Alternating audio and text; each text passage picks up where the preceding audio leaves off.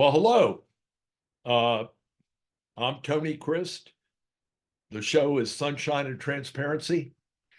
Last week, we talked about Mice Utopia, an experiment done by Calhoun in 1968 to 1973 with a population of mice.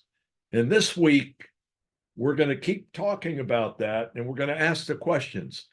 Are humans devolving into mouse utopia? Now, mouse utopia ended up with total destruction. A number of mice were put in a confined place with plenty of food and water. And of course, since they didn't have a need for food and water, they ate and drank and had sex, and that was about it. But generations later, the whole process took 4 years and 10 months. But a mouse's lifespan is much shorter than ours. So I want to estimate 5 to 7 generations later, they went down to extinction, complete destruction. Instead of utopia, which was the atmosphere that was created, they ended up cannibalizing. Mothers cannibalized their young and ate them. And alpha mice would destroy other mice. Mouses' tails would be bitten severely. Some mice were docile. Other female mice were called groomers that refused to have sex.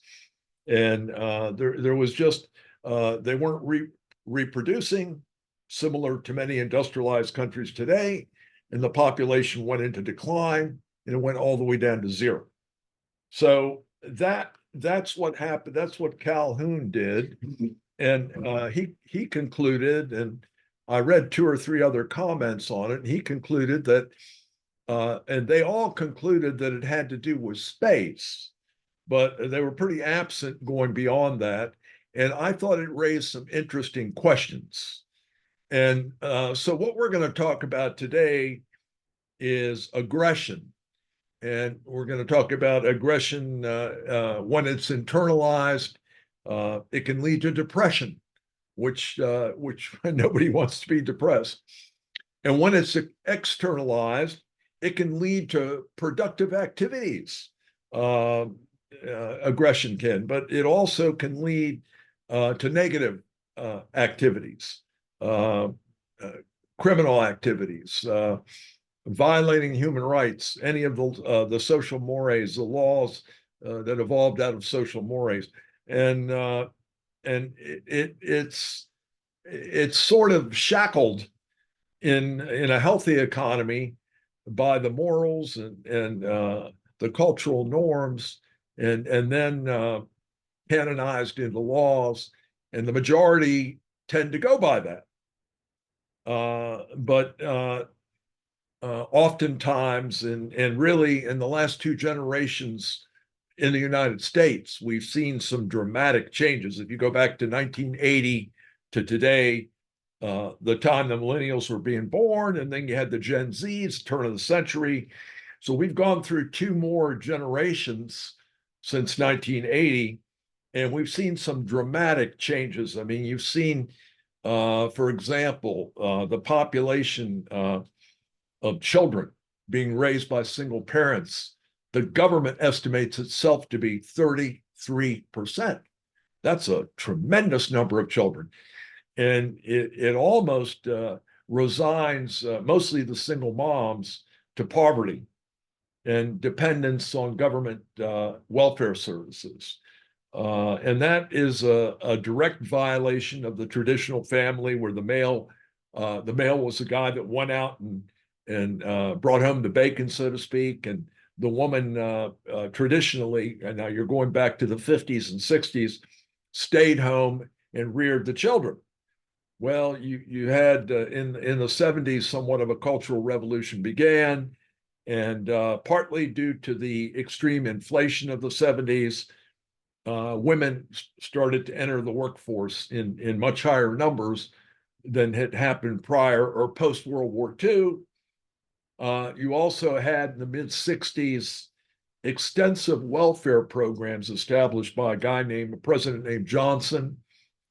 And those welfare programs also, unfortunately, led to many family breakups among minorities in particular, and among the poor economic classes in particular, but among all classes, where a mom would transfer her dependence from a father gatherer type, bringing home the bacon, so to speak, to the government itself that provided marginal food and food and water and took care of very elemental needs.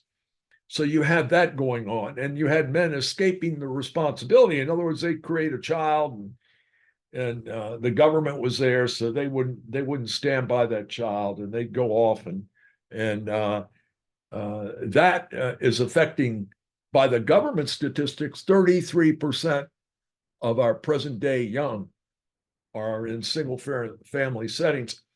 And some statistical studies say it's upwards of 40. I've seen up to 42%. That's a dramatic change from the 1950s and 60s, when in white communities it was 5% that were in single parent households, and in Black communities 15, and 7% overall, and now maybe as high as 42%. So that's a dramatic change. And when you look at Calhoun's population, and you take it over 7 generations of mice, along about the second and third generation, you start to see changes in behavior, and you sort of wonder in your mind whether, as sophisticated and as bright as humans are, if we're not showing some of those basic elemental changes. Back post-World War II and up through the 60s, the family was the strongest political unit. There was nothing as strong as a family. And the Constitution was pretty much being honored, and powers and decisions were left to the mom and dad and the family unit, much of the power. That didn't really change, in my opinion, dramatically till 65, 66 with Johnson. And then later in 80, when the Chevron case was passed, giving regulators huge unaccountable powers. And the key word there is unaccountable. I mean, the reversal of Chevron is not, it only allows us, if we don't like a regulation that an unelected bureaucrat put in place, it only allows us to challenge it legally. Before, since 1980, they weren't challenged. And guess how many regulations were implemented? 350,000 maybe, from 1980 to 2024. You think that's a lot? Do you think any regulator can name them? No, of course not. Do they bear the weight of law? Yeah, they do. Yet these people are unelected. The idea was they were bureaucrats, and they were smarter than the rest of us, and they knew what was in our interest better than we did. That's sort of funny. It reminds me of what Will Rogers said. He had a famous quote: "You think medicine's expensive now? Wait till it's free." That was his quote. And of course, then you had Medicare, and you had the gigantic increase in expense of medicine in 2009 as a percent of GDP, getting more expensive every year, particularly in the last 4 years. 2023, it was 17.7%, with the government, direct and indirect, on all levels, covering 53% of that expense. And you have these things developing where you have historic responsibilities of individuals and families in particular being taken over by government. I mean, abortion is something that always existed. It's been around since before Christ, but it's never gotten so much attention as it has recently. And in Calhoun's experiment, along about the 4th generation, female mother mice started killing their young. And long about the 6th generation, 2 generations later, they started cannibalizing their young. They not only would give birth, they'd eat them. Oh my God. what happened to the maternal instinct, right? It doesn't sound very maternal. Well, today, women, and I don't believe politics should be involved in it at all. It's uh, a moral decision, and it's up to the woman. But I don't think political money should be involved in it at all either. Uh, but today, women want a legislated right to end the life of their fetus, and no accountability in that regard, or very minimal accountability in that regard. So, is that like the female mice in Calhoun's experiment, long about the fourth generation of mice, when they started killing their young? Is that the same thing, or are we seeing uh, that demand on the part of women? I mean, you never had such a vocal demand for something that was pretty much kept on the quiet post World War II. I mean, if you wanted to have an abortion, yeah, you found someone and you did it. Government today is the bureaucracy, of course, is going broke. The amount of debt today, and I'm talking to you on 9/14/2024, is over 104,000 for every man, woman, and child in America. Now, that's a lot.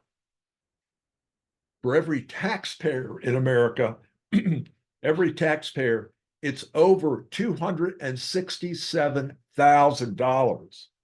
Okay, and growing. This fiscal year will end the end of this month, September. I fully estimate 2 trillion. I saw a print since Kamala Harris was named the candidate for president a month ago. The government has gone down over 350 billion in 1 month in debt. So the irony is we've never had a period like this.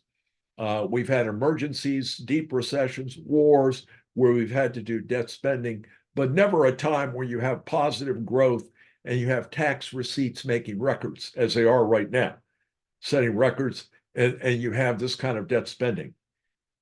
And it's a scary situation.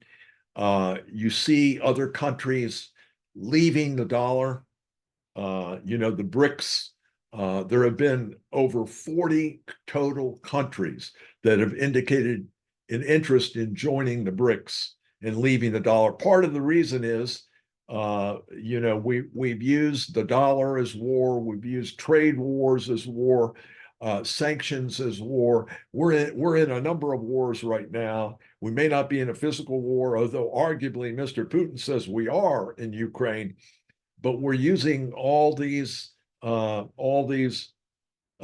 warrior-like actions to communicate, and many countries see what we've done to the Russians and the Iranians with sanctions and whatnot, and they'd rather not trade in dollars.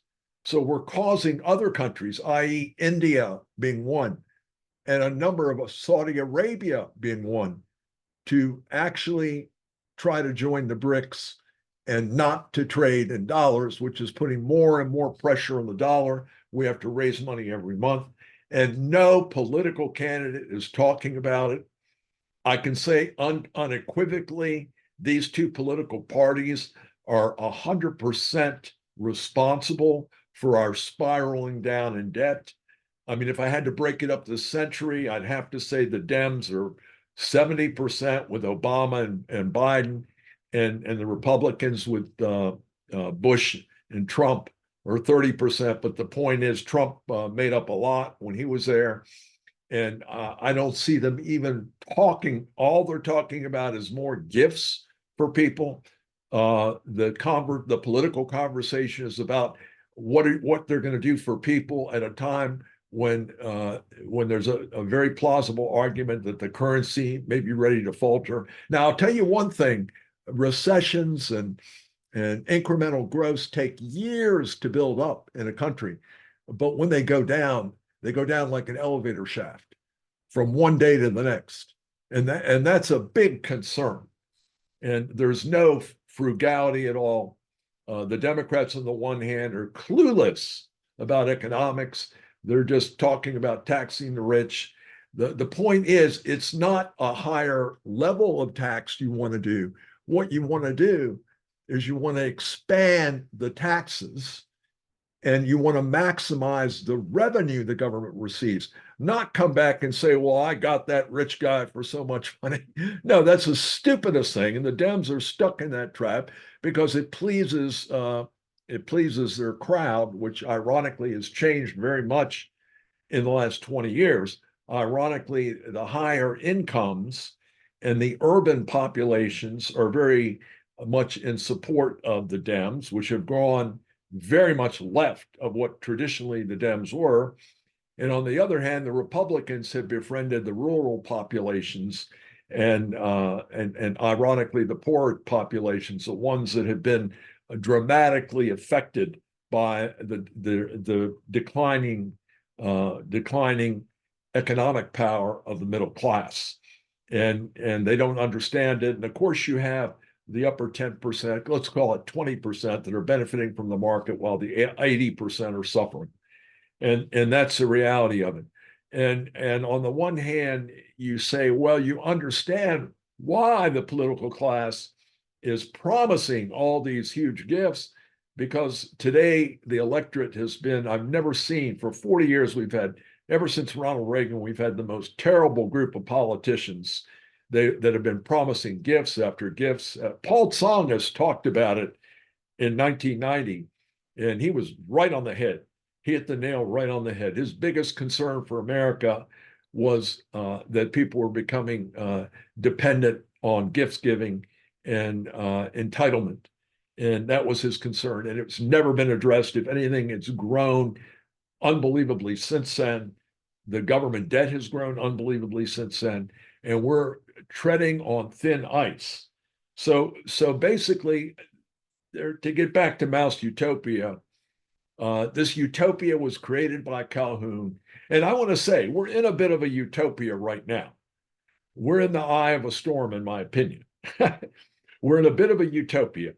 The notion that people are hungry in America is stretched far, is not very true. I mean, we have actually 100 welfare programs that can be accessed. So people are being fed. They're not eating properly. They're eating food that's destroying their health and causing rampant obesity, but they're eating. Okay. We've never had this level of people eating. In addition, many are not working. Government, the number of government paid programs is so rich that it doesn't pay people to work. So many people aren't in the labor force either, and they're not working. And so we're in a bit of a mouse utopia in a sense. The question is, are we seeing signs in our mouse utopia, as Calhoun did, of behaviors changing? And you know, I mentioned the fact that the huge demand among women to have a right to abort their fetus, kill their baby, which I believe totally shouldn't be a political issue. It's a moral decision. You want to kill your baby, kill your baby. They've been doing it since before Christ. I'm opposed to it, but I don't think it should be considered politically at all. But women are demanding that they be given that right in politics. Right now, we're so overextended politically. We need to get back to basics and cut our expenses, or we're not even going to be a country in 2 or 3 more generations, 20, 30 more years. Just like Mao's utopia went into dystopia, complete destruction. So basically, you have that sign, I think, which is somewhat irrational. Okay, and those demands. You have other signs. You have fully 50% of the U.S. population can't afford. If an emergency bill came up for $1,000, they couldn't afford it. Now, you've never had that sort of a thin line of prosperity where it could change from day to night. You have giant welfare type programs, i.e., the two latest ones passed by Trump that Ms. Harris gavelled down into existence, latest one being Inflation Reduction Act, which will go on for 10 years at a total cost of $4.5 trillion. If the money has any buying power, that's the trick. So you're seeing these things in economics. They're called malinvestments. In other words, they're an investment just invented on borrowed money by politicians and sold as something they're not. They really aren't, and they weren't born out of a social demand for a product or good. They came about purely out of coercion, legalese in the Hill, and by one party. Then you had the unbelievable excessive spending of Trump on COVID. Now, arguably, maybe he should have passed the first bill, but definitely not the second bill, nor Biden's first bill. But the point is, have we crossed the Rubicon? Is there any way to get back? And these things are going to come to roost, I think, in 2025. But you have to note the changes in the structure of the family unit that was so efficient in driving our wealth creation since World War II, and the fact that we're not procreating young in a family setting. We're more reliant on minority imports every day. I mean, in minorities in the United States, they were, I think, about 10% last century. Now they're up to 30%. Many of them are fine people, okay? But when you let people in your country, you need to know who's coming in and you need to know a little bit about them. And this amnesty farce that's still to date's not being addressed. Only, the truth be known, only 5% of those that plead amnesty are actually admitted for amnesty. The rest of them are just saying that to get in. They get a trial date. Half of them don't show up. It's a joke. I mean, we have papers on our website, a paper number 24 and number 36 that talk about requiring amnesty seekers to leave their country and go to our embassy in an adjacent country and apply for amnesty. That would mean that we could only accept amnesty at our border from Mexico or Canada, not the rest of the world. That would cut down traffic.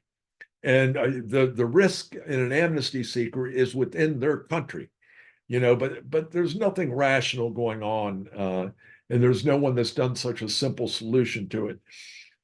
You got to wonder what the political class is doing. They're fighting each other and blaming each other, but they're digging. When you're in debt, when you're in a hole financially, they're both digging deeper. Now, arguably, the Republicans are digging a little less deeper, but they're both, certainly the Trump administration proved that there's no difference between Republicans and Democrats in digging the hole. So basically, the risk is a currency collapse, and in 2025, I think that risk is going to come to full bearing. I don't think politically, Kamala Harris. Now Trump has said some interesting things, and actually, in Project 25, there are a couple of things I disagree about, but a couple of things I think would have to be done, because we're not going to have a choice when nature starts to do it for us. And I don't see the Democrats on terra firma in this. The raising of taxes, you already are seeing signs of a declining labor force and a slowing economy. They're going to do nothing but slow it more, i.e., reduce the amount of money the government takes in. The last thing you need to do. No one, all the way back to Reagan. Matter of fact, Reagan's biggest complaint, and there was a man that had 70-some% approval rating, top dog in my life as far as a president, and he could not get the bureaucracy to cut. That was his biggest regret. And today, the bureaucracy is literally out of control. It's jumped the fence, and it's been involved in a lot of areas it shouldn't be. And unless we can get it back into control, get it back in the box, we're going to have a situation akin to Argentina. You're going to see a massive drop in the dollar. People are going to be impoverished. They're going to be even more dependent on government, notwithstanding the fact that governments created the predicament to start with. So we're in a very precarious position. We have no political party talking about it. We are seeing destructive behaviors to our traditional family unit. They begun, if you want to go all the way back in 1965. Back in 65, we had 5% of the white population was single parent and 15% of the black. Today, it's 38% of whites, 65% Hispanic, 74% black, 42% overall compared to 7% overall in 1966. And if anyone believes that the government didn't have a big hand in it by putting forth the welfare system, they're not really looking at the facts. They're not looking at the reality of it. And this dependence has to be addressed. We're not shown any sign that we're willing to do the kind of belt tightening that's necessary. So my big fear is is there a risk of civil war? Yes, there is. Is there a risk we'll enter into World War III? Yes. The directions we're going in every direction, are not healthy. I've never seen a more riskful situation in the world, but right now everything's hunky-dory. Like I said, we're in the eye of a storm. What about, are we ever going to return to the strength of the family unit? And I can add, I think two parents is essential. I know Buttigieg has two male parents in his family. I don't mind that, as long as they're both able to do their job and raise the young. But it is so essential to have two adults overseeing younger kids. It's almost impossible today to have just one mother doing it. And it's very rare that a mother can do it without some welfare dependence. And it almost condemns the young into poverty. Most of the single parent households are condemned to poverty. I mean, every blue moon you see a Ben Carson type character come up, and really, it's a blessing for him that he did come up that way. But it's a rare. The vast majority are not Ben Carson type. They're not. They didn't reach those heights from being raised by a single mother. And 99%, an absentee male in a household correlates directly with violence, particularly in the black community and in the white community. They don't have a father to butt up against. They end up butting up against police. And it's so sad, but so true. And that's confirmed so many times. So Mouse Utopia turns into dystopia, which is disaster, complete destruction. And you have to wonder, because even if you go back, and we talked about it last week with Malthus theorized in many long time ago, 1798, that the human population would outstrip the food supply and would go down in population to zero. But in our Mouse Utopia, the food and water was provided up to the last mouse. I have to feel that when you took away constructive outlets for aggression, searching for food, for example, for mice, they didn't have to search; they had food right there, and their behaviors moderately changed, and and also it was due to the crowding, which is what others that have read the experiment say it was due to, but their behaviors gradually changed. And the mothers, as we said, by the third generation, started to kill their young. and by the fifth generation started to kill and cannibalize their young. Oh my God.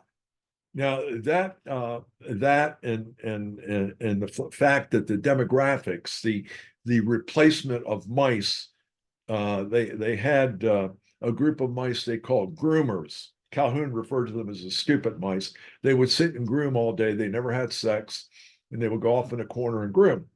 And of course, if there's no replacement going on of young mice, and if the ones that are having young mice are eating them, then of course there comes a day where they hit extinction. And you see the demographics have changed in many industrialized countries, and they have negative demographics. And we, of course, have imported tens of millions of people to offset our negative demographics. China is in a very bad situation. Japan's in a bad situation. Most European countries are in a bad situation. And there's something to be said by not creating your own young, and having them replace you in society. And we are not in America. Our lifespans have remained unchanged since the turn of the century. They're about 76.4 years, average man and woman's lifespan. You take 14 industrialized European countries and who spend a lot less, incidentally. I'll cover that in a second. And their average lifespan's over 82. And they're spending 11.5% of their gross domestic products. We are spending 17.7 in 2023, 17.3% in 2022. That's unbelievable. The difference between what we spend and what they spend is 1.6 trillion, almost our whole deficit. That we're overspending in medical care and we're not getting the treatment. The doctors aren't getting better off.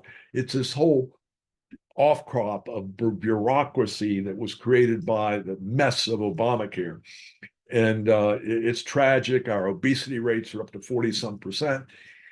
It's just tragic. So the behaviors we're seeing raise two questions, and we don't have answers this time. We're trying to raise and get our handle around the problems.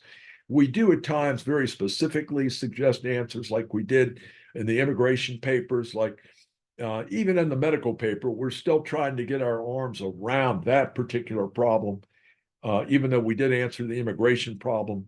So we raise a question. In Mouse Utopia, mothers started killing their young, which later devolved into maternal cannibalism. Today, societal's obsession with fetal death rights is a symptom of destruction of the family, resulting in a demographic collapse of procreation. Isn't that similar? Isn't the fact that we're fixated on having a right to kill our fetus, which you can kill your fetus, believe me. You don't need a legislated right to do it. You can go kill it. And isn't that symptomatic of what we saw changed in Calhoun's female mothers when they started killing their young and later cannibalizing and eating them? And another question, in Mouse Utopia, destruction to extinction occurred over generations, from docile males who had their tails chewed on to aggressive alpha males to groomer females who withdrew from sex entirely to cannibalistic mothers who ate their young. And then are our cities getting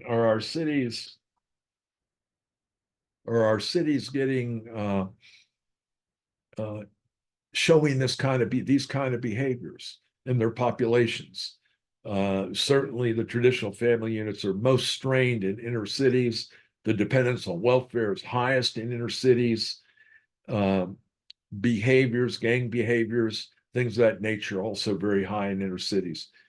Is that similar to Mouse Utopia when it transitions to dystopia and destroys the 2,200 mice down to zero? And what can we learn and what can we say? Well, what we're trying to do in all of our talks at Sunshine and Transparency is identify primary causes, because it's so important, because we have such a misleading political class that is blame adverse. Not a one of them will say, well, I did this wrong or I took this wrong. No, they never did, but they've created the reality we're living in right now, both parties. And we need to understand ourselves outside of the political class what the primary cause of a particular problem is if we want to have a hope of addressing it.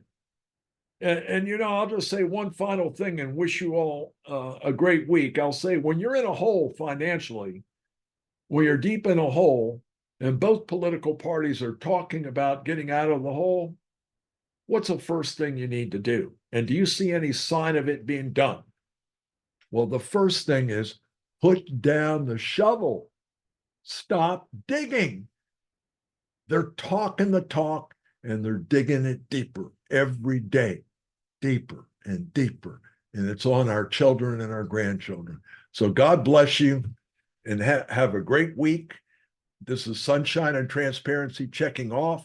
We're going to take a week off next week, but we wish you the best after that. We're going to get into a talk about war, the different wars, the trade wars and other wars we're having today. And then we're going to go to the tax code, and we're going to talk about sensible ways to address the problems we've been talking about in our first 43 papers. As I said, today's paper will go up on the site, and it's called Are Humans Devolving into Mass Miles Utopia? Have a blessed week. Look forward to seeing you in 2 weeks. Bye-bye.